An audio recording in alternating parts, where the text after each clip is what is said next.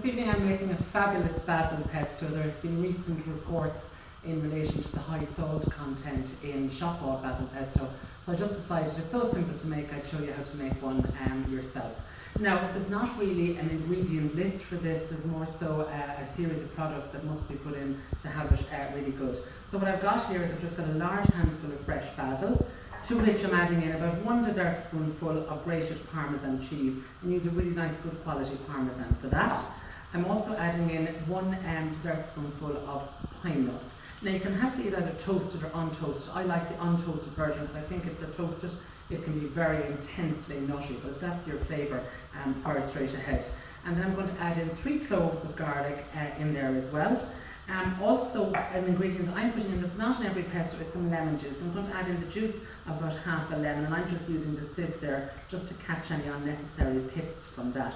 The purpose of adding the lemon is twofold. The first thing it does is it just extracts out all of that lovely, fabulous chlorophyll plant pigment that's found in the basil, so you end up with a very resplendent green coloured pesto. And also what it does is it acts as a preservative, so it will keep that lovely green colour over the series of a number of days as it ages in the fridge. So that's almost it. I'm going to add in about 100 millilitres there, which is 3.5 fluid ounces of oil. You can use olive oil, or I'm actually using a lovely rapeseed oil, a local rapeseed oil. So I'm going to do that. Now again, you can adjust the oil quantity depending on kind of how thick or how thin you want your pesto and what it is you're going to use it for.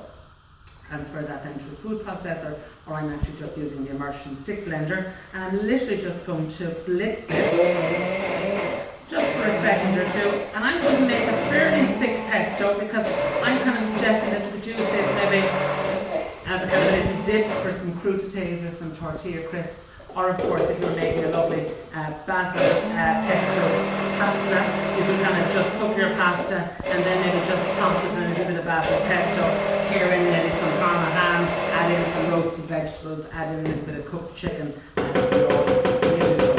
So just look at that, fabulous, fabulous colour, and I'm just going to transfer this out here to my serving bowl.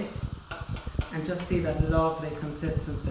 Now if basil isn't your fancy, you could maybe use some sun-dried tomatoes instead to make a lovely sun-dried tomato pesto. But that's absolutely fabulous.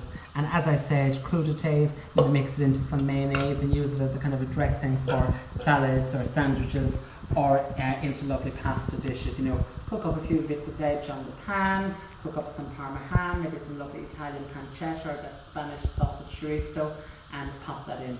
Parmesan cheese on the top. Fabulous.